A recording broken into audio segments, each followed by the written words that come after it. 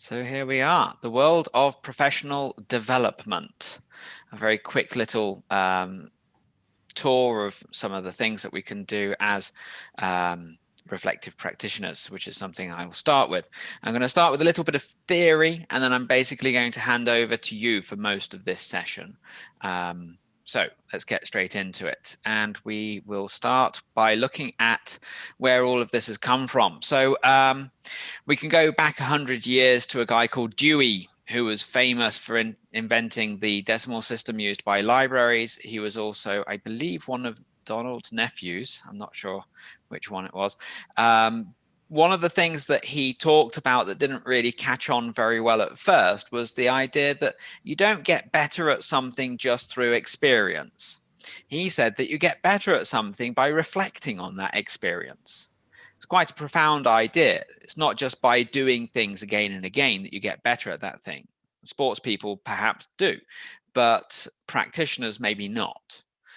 But nobody really paid attention to what he said until Donald Schoen arrived, and he talked in the 1980s of both reflection in action, which is the idea of teachers in the classroom being faced with emerging situations and deciding what to do in each situation based on past experiences and a measured assessment of what they think will happen as a consequence of their actions, and also reflection on action, which is the sort of area that we're going to be thinking of a lot more today. So reflection on action was you teach the lesson, you come out of the lesson, you think, well, how did that go?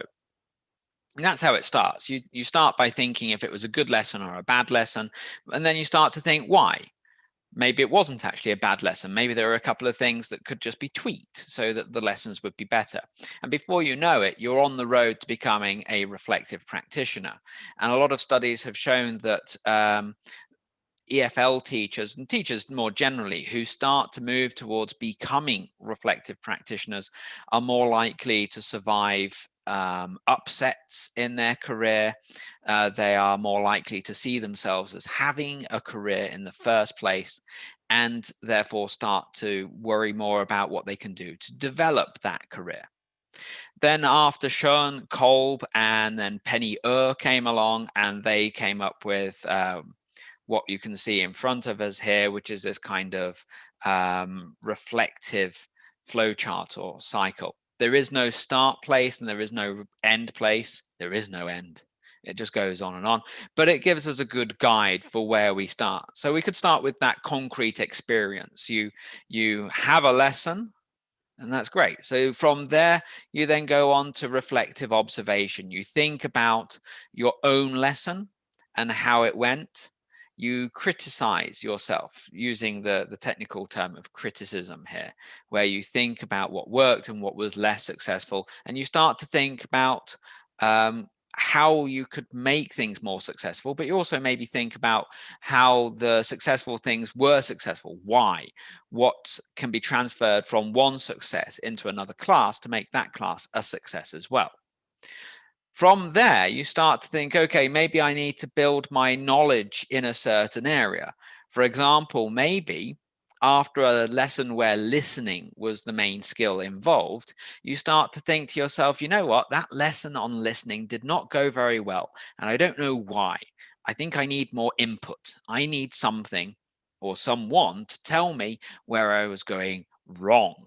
So then you go to this idea of abstract conceptualization, which is where you get theories and abstract ideas, and they come in to your general thinking of teaching, and they maybe change the way you see it. So, for example, to take this one on listening, maybe you think, okay, I'm going to do a bit of a search. I'm going to see what other people have written about listening lessons. And you come across a blog post like I did quite recently, written by somebody doing or who had done the Delta. And she said, I was thinking about listening, and I realized we don't teach listening. We don't have listening lessons. It's quite eye-opening. What we do is we test listening. And I thought, wow, she's right. Whenever I've done a listening lesson, I've said, okay, pre-listening task, let's establish the content, let's predict some of the things we're going to hear. Here are some questions. Now we'll listen, try to answer the questions. And then when the students can't get the answer, we kind of explain it again, or we listen again, and then we go on to the next stage. And that is a test. That's not teaching them anything about listening. So what she did in this blog post, she wrote about how she introduced more phonetics material into the work, and how she was showing students how elision worked and how one word kind of falls into the next. A lot of the students couldn't get the answer that they were looking for because they were looking for the equivalent of a reading task where you see each individual word. You don't hear them though because they're all squashed together. So that started me thinking, well, okay, what could I do in my next lesson? And that moves us on to this active experimentation, a bit of research. Okay, maybe I need to reference the phonemic chart that's behind Maisie a little bit more often. Maybe I need to kind of point at these things or get the students to come and point at these things. And then in the next lesson, that gives me that concrete experience for it. And I can then return to my observation and continue. So this is the idea of how you can become a reflective practitioner. And it's this idea of reflecting on our experiences that is central to this whole input session, this workshop. And now I'm going to be handing over to you. I would like you to take a moment of reflection. And I'd like you to think about where you are now in your career. How did you get here, and where do you want to go from here? Very briefly, I'll give myself as an example so you have a model from which to work. I'm currently, I think, 12 or 13 years into my time at International House Bielsko. I only really worked at a couple of other places very briefly before here. And I feel fairly comfortable teaching most kinds of lessons. How did I get here? Well, to get to this stage, of course, I did the CELTA first. And after that, for a while, nothing. I just went to input sessions. I just had my normal lessons. Not much happened. But then I started to take things more seriously. I did some courses with International House online. I've just finished my master's. I'm waiting to get the result of that back from the university that I studied at. And all of these are the things that kind of got me here to where I am now. And where do I want to go from here? Well, my chief interests right now, I suppose, are on teacher training. So I'm really happy that the school gives me opportunities to do sessions like this, because this is really important to me. And I'd also like to work in research a little bit. I'm quite keen to meet people from different universities. I've made some contacts already. I'd like to do some in-class action research, write up the results and get them published somewhere. So I'm going to stick you into some breakout rooms now, and I'd like you to think about those three things and then tell each other about it. Where are you now? How did you get here? And where do you want to go from here? Marjorie, How did you get there? Well, this is my second year teaching post-CELTA.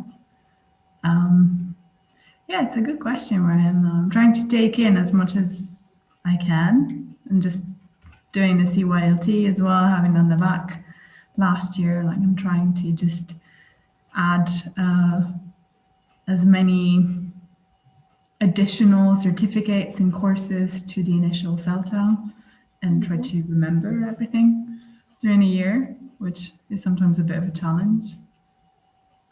And the phonics course, right? So the IH Yeah, I forgot that. And the LAC. True. Yeah, I'm going to try to use a phonics course with leopards now, because I think they're in the right sort of age group to use this. And the resources are here. The resources here. Pardon? I have the resources for it here in the office. I'm pointing. Oh, yeah, cool. Yeah. Yeah, that's good to know. And then we made all these like little extra props for it with Maisie, right? So where would you like to go next then, Marjorie? Yeah. Would you like to start specializing in teaching young learners, or do you want to become one day maybe even a Cambridge examiner for the young learners, the starters, movers and flyers, something like that? Where do you see yourself going? I don't know if I want to specialize in young learners or not. I quite like teaching young learners, but I also haven't really taught that many adults, except during the CELTA and some occasional one-to-ones. So I don't know. I think I don't want to specialize just yet. So I'd like to continue getting broader experience, and I quite like doing exam classes as well, because I think that's a completely different set of skills that you're trying to teach. So for now, I just want to focus on getting experience in different areas and then deciding later which one I want to specialize in, if I even want to specialize in anything in particular.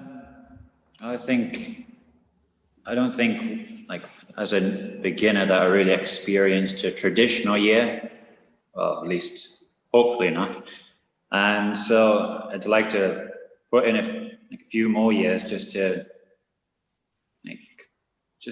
try it on for size, so to speak, and just to see how the COVID situation has, perhaps it's impacted like our industry like forever, or is this just like a short-term thing?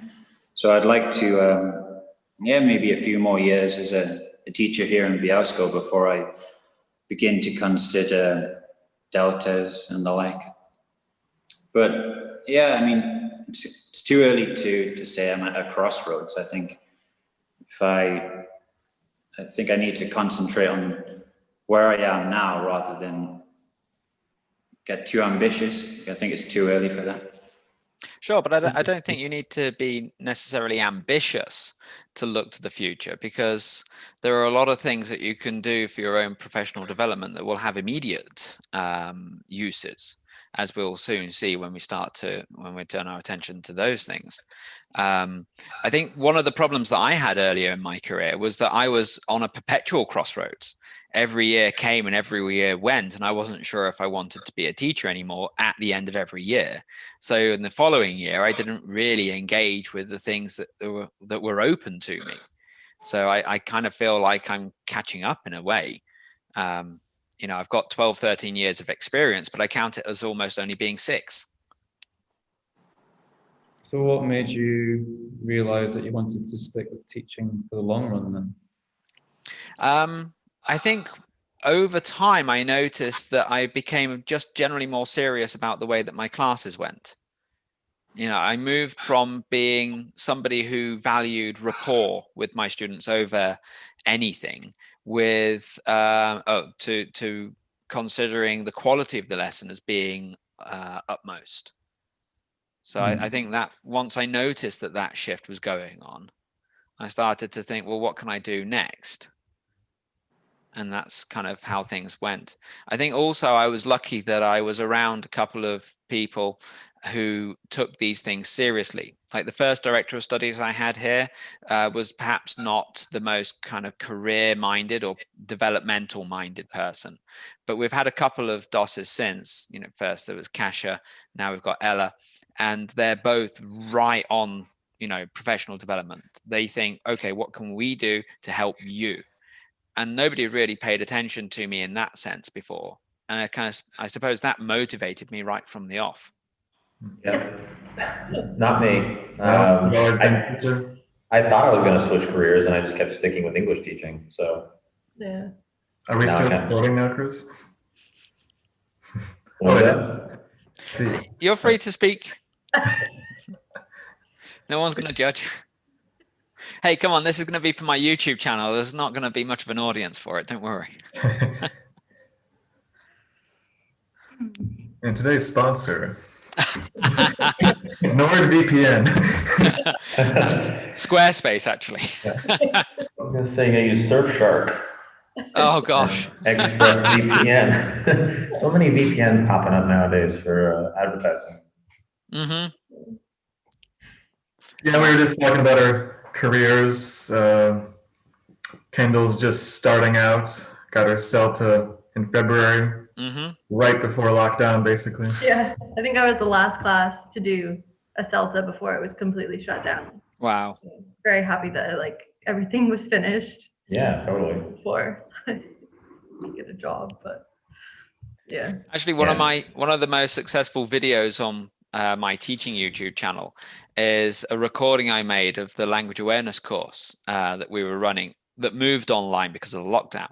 And the reason that it's such a popular video is that there's a school in Vienna that runs the CELTA. And I met one of the tutors at a conference when we could do face-to-face. And then she started using that video as a demonstration lesson, which was nice, but it's also cheating a bit because they're not students, they were teachers. You know, it's the people you've met up in the staff room. So it's a bit different, but still it's quite nice that, you know, people have been forced to watch my videos. I just wish I had the monetization turned on for those. Oh well. Right. Yeah, well, that was fascinating to listen to, I have to say.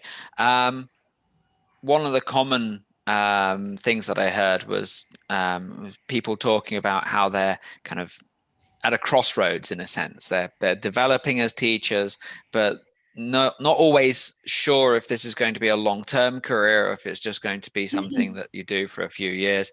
I think that's very normal. It's completely normal within EFL.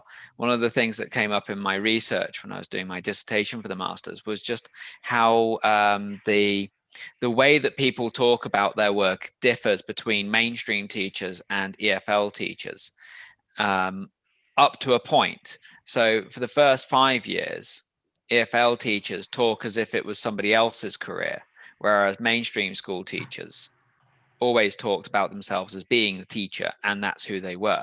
But after about 5 years, there starts to be a shift going towards the other way, where people start to think, okay, actually, you know, I've got a good handle on what's going on, and now I'm ready to commit to that identity. So it really seems like with the EFL, there's more of a try before you buy sort of philosophy to the career, which is interesting. And I think it offers a lot of freedom, but it comes with a little risk. And I suppose that risk would be the one that I experienced myself, as I mentioned to one of the groups, which was basically I didn't really take things seriously enough in the first couple of years of my career. And I do look back and regret that now because there were so many things I could have done. You know, I could have done the Delta before I got married and had kids. And, you know, that way I wouldn't then need to worry about the cost implications, or in the old face-to-face times, going off somewhere to do the Delta. I mean, it's easy if you're single. You can say, right, I think I'm going to spend the summer in Wrocław. When you're married and you've got kids, it's more like, right, I think I might go for a walk for an hour and that's it. Can't do the Delta in that time. So we've talked a bit then about who we are as teachers and where we're going. And the next thing I want us to think about is what's open to us. So what are the different ways we can develop as teachers? Yeah, wonderful. Okay, so we're thinking about continuous professional development, and I've kind of arranged these five, broadly speaking, five categories. They're not perfectly designed, so you might find there's some overlap with things. But for example, with free and easy-ish ways to develop, can anyone suggest to me a way that you can develop as a teacher that won't cost you anything? YouTube. Watch your YouTube channel. Watch my YouTube channel. Very good. I'm going to put that here under receptive more than productive, because when you watch YouTube, it's more likely that you're going to be exposed to things that, well, you're doing it passively, aren't you? You might not be expected to do anything. If it's a proper YouTube channel with a proper YouTuber, of course they'll ask you to click the notification bell icon, but you won't do that. They might then ask if you could leave a comment, and you might do that. But a good YouTube channel I could recommend would be Joe Gakonga's YouTube channel, which is ELT Training. It's a very good site. She gave a talk at the IH Kiev conference at the weekend about making videos for her channel, and they are very interesting. But I would say that's receptive more than productive. So coming back to free and easy-ish, attend input sessions. Yes, exactly right. Thank you. Offered by most good schools. These are often interactive, so you don't just sit and watch. You can actually do something. What about creative and productive? So you'll come out with something. Your observation? Peer observation, possibly. I'm going to put that over here with a little help from my friends. Oh yeah. Peer observation. You can't do this if you don't have somebody to watch. No, for creative and productive, I'm going to have teaching journal. Keep, and this is more than just filling in the online register, of course.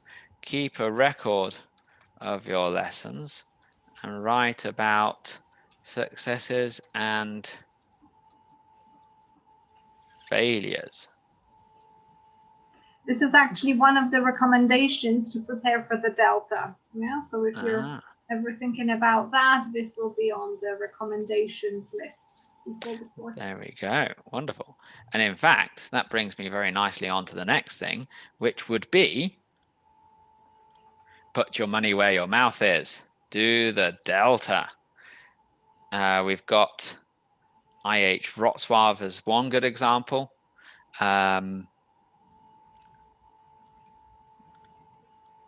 So this would be to take your qualifications to the next level. Stuff, right? I do like Padlet. I do think it, but I always lose the links. Oh, Yeah, it'd be good to keep it. Okay, well. I was By the way, guys, if one of you wants to share the screen, you have that privilege now. So you could share the Padlet on the big screen and then talk around it. Or if you prefer just to chat, that's no problem at all. Have you got any ideas of things that you could add? Well, we all just took the, what is it, the SEALT? Young Learner one. We were all in the class together. So I guess that could be a put your money where your mouth is kind of. Yeah, I mean, if it's not, was it offered free? I don't think. It's I mean, free you as have to long pay as you this. don't. Yeah, as long as you don't quit IH. Then it's free. Yeah, I mean, you still have to pay It's a some. bit of indentured servitude, but it's. yeah, you only have to pay for the certificate though, right? I mean, it's just, yes. Yeah. And it kind of pays for itself because I think you get a bonus for having it, right? So Yeah. technically, Oh, it's do free. you? Ooh. That's what Ellen Ah. is up, and then it's like not true at all, and we just got everyone's hopes up. So putting your money where your mouth is, I mean, in addition to the Delta, you could do other higher education, I'm gonna put like the master's degree Mm. in TESOL or applied linguistics. I feel like those are the two common master's ones. So I'll send you Or getting in this group. I'll send you a link that you could use if you fancy adding one. I mean, this is just one example. This is the one I did, but there are others. Birmingham has a very good course. There are a lot of people who work on the masters in Birmingham who are on the reading list for places like Leicester. And what about York? How is York rated? Is it any good, Chris? No, York. York. University. I thought you said York. I should imagine it's pretty good. I don't know what the league tables are like these days. I mean, it's difficult to say with masters what the quality is going to be of the course delivery, because if it's distance learning, you don't really have very much contact with the tutors anyway. And with masters, more than any other form that I've come across, you're really kind of left to your own devices to an extent, but certainly there's more stress placed on autonomous learning. You have a reading list, you need to read things, and then you need to write things. You'll get a critique on what you write. So there's a lot that you have to do before you kind of get the feedback coming into the system. Record yourself, keep track of teach talk time. I like that idea. Yeah. That's also something that can come into peer observations, I suppose. If you get somebody else to watch the lesson. I read a really great anecdote about this recently because I did a talk on peer observation. I was doing a bit of research, and there was an article that somebody had written where they had observed a teacher, and at the end of the lesson, the teacher had said, "Well, what did you think? That was pretty good, eh? Because there was lots of, I mean, they were so dynamic. They were all talking." And the teacher who had observed said, "Yeah, you had like 14 students. That's quite a lot. But wait, so they were all talking." The teacher who taught the lesson said, yeah, I think everyone, contributed. The other one had actually been counting. They said, yeah, well, 4 of them contributed. And that's such a disparity. And I've been prey to that myself. I've thought I had a lesson like that where everybody was contributing. Ella was watching because it was on the Young Learners course. And then it turned out that 3 students had dominated and 1 girl hadn't spoken even a single time. So there are plenty of things there. Reading teaching theory, that's an interesting one. Yes, definitely. Start a blog is good. Excellent. It's a nice feather in your cap if you can get published by somebody like the IH Journal. It rounds out your CV a little bit. It shows that you have interests that extend beyond the classroom. Humanizing Language Teaching magazine is another good example. I think somebody else has posted a link already for that. But that would go beyond just kind of reading stuff. You might start to think, okay, wow, other people have written stuff. I feel like I should have my name somewhere here. Right. So please make sure that you keep that Padlet window open. I'm really impressed with the amount of content we've got there. It's a lot more than I predicted we would have. And I think it really shows that, we're thinking very carefully about the sort of things that we want to do, or the things that we can do in the context of professional development. Now, earlier we talked about where we are, how we got here, and where we want to go next. Looking at that Padlet wall, there are a lot of options open to us for where we go next. Too many to possibly attend to in one academic year. We need to prioritize. So once again, for the last time, I'm going to send you to breakout rooms, but slightly smaller now. So you'll be in pairs for the most part. And I'd like you to think back to what you said for the next things for you and refer to the Padlet. Even rate things on the Padlet or leave extra comments on the Padlet, and prioritize the 2 or 3 things that you'd really like to do this year. If it's something that you don't know how to do, that's even better. I will always be available at the school when we're at the school. So if anyone says, oh, I'd like to do this sort of thing, what could I do next, or how can I make it happen? I'd be more than happy to sit down and help people do that. We have a huge number of resources. Ella's very right to point out on the Padlet that we have a really good library devoted to academic methodology and teaching methodology. I've taught at a couple of schools in the past, and I've been to other schools. They tend to have nothing by way of methodology.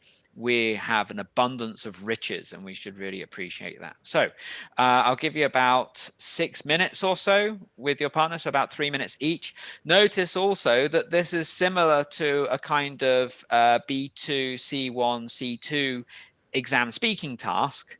You remember the speaking paper where you've got several options for something and you have to prioritize.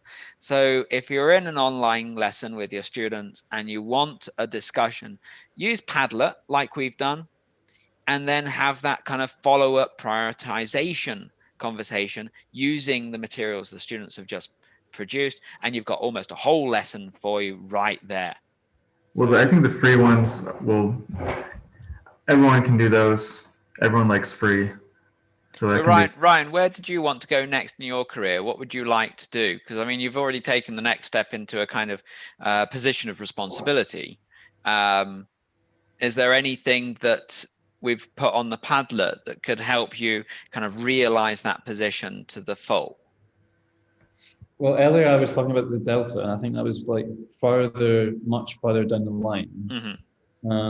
Yeah, there's always a danger of doing it too soon. I met a teacher who did the delta 2 years after the CELTA, and it burnt him out to such an extent that I think he kind of temporarily at least left EFL, which, given the investment, is really the last thing that you want to happen.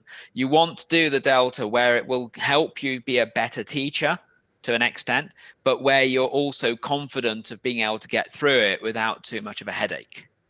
Yeah, I think they recommended somewhere between 4 and 6 years after doing Delta to do the Delta, which seems fair enough. Yeah. Yeah, I'm not sure. I think I need to read more theory stuff, but I'd also like to just observe people more often. I didn't do a lot of observations last year. Mm-hmm. I observed you once, and that was an online lesson, which was good to see. And I used some of those ideas in my next couple of lessons online too, which is really helpful. But I would like to just, because I think teaching, you said this actually, teaching is almost it's a job where you're never really sure if you're doing the right thing sometimes, especially at the beginning. You learn on the job. Mm-hmm. So even if you haven't observed it for most of the year, sometimes you don't know if you're doing the right thing. It's nice to just remind yourself that you're on the right track, and letting people observe you, letting them tell you what you're doing right and things to focus on in the future, and seeing how you teach as well is really eye-opening. So I would like to do that a lot more often as well. Yeah, there are often timetable constraints that are problematic, but one of the things that came up in the research that I did before the conference on peer observations was that there's a lot of research that shows that the person who benefits the most from an observation is the person who watches, not the person who teaches. If you watch, you'll get the maximum benefit. So if you can't watch face-to-face lessons, there are a lot of lessons that have been recorded and are on YouTube already. So I think, although they're not going to be as good because you can't then ask many follow-up questions, that would be a good place to start if you're faced with a situation where your timetable doesn't permit of you going to another lesson. And I think that it would be a good idea, right? This kind of reflective sort of activity. I think that it would be very, very helpful, and it would kind of help me treat myself more seriously, sort of as a teacher, I think. Yeah, nice. And then you could get it published. Yes, by Routledge or whatever, right? The year of teaching dangerously. Well, here you go. I already have the title, right? Yes. Amazing. How about for you? Well, I was saying I've already sort of done a lot more input sessions or sessions in induction than I did last year. So that's a nice sort of step already, but also and here you mean like presenting sessions rather than just attending. Yeah. And then obviously because last year we didn't get to go to the conference in Turin, it would be nice to sort of take part in the online conference this year, because that'll be my sort of first conference. It will be nice. I mean, you take me as an example, and again, talk about missed opportunities, but I didn't even go to a conference until March last year. That was my first, the one in Turin then. And I only went because I made contact with Glenn Standish, wonderful guy, and he did an interview for my YouTube channel and the podcast and everything. And it was because of all of that this kind of built. But a couple of years ago, IH Poland came to Bielsko. And I turned my nose up at that. I was like, I don't want to pay for that. It's too much. But I've done the last two IATEFL Polands as a speaker. So just think where I could be in my career right now if 5 years ago I'd started going to conferences and started speaking at these things. I could be, when you go into a classroom and it's like TH Pre-FCE or something, and you've got the course book, Express Publishing, old Chris Walker's. Who's that guy? I wonder. It could be my name on the cover of a book, but instead it's not yet. Maybe one day. So Chris, how are you going to develop this year as a teacher? Well, I mean, as a teacher, I'm certainly going to go through a lot more of the articles that I saved from all of these paywalled publications. As a member of the university, I had access to their digital library, which meant all the journals. So I'd go in and I'd save as a PDF, and then the website like Elsevier or somewhere would say, do you want to have a look at these articles as well? I was like, you bet you do. Not now, but one day. So I've got about 500 articles saved to my hard drive that I want to go through, because each one seems pretty insightful. So I think I'll be starting there, certainly. Fine. So we're almost done. I just want to leave you with the thoughts of John Donne, the famous poet, who said, no man is an island entire of itself. And then Roberts, who slightly less poetically followed up on that remark by saying that, if you do think of yourself as an island, this can promote a privatist, go-it-alone teaching culture, which seals off teachers from colleagues, a potential source of learning. And the big point here is that we are here to help each other develop as reflective practitioners and as teachers. The Padlet is evidence of that. We worked on it together. We produced all these great ideas. There were ideas there that I hadn't thought of. I'm sure there were ideas that were given to you by other people that you might not have thought of. So we are each other's best resource, and we should take advantage of that. And on that note, I'd like to thank you all very much for your work today. And that's the end. Yay. Thanks, Chris.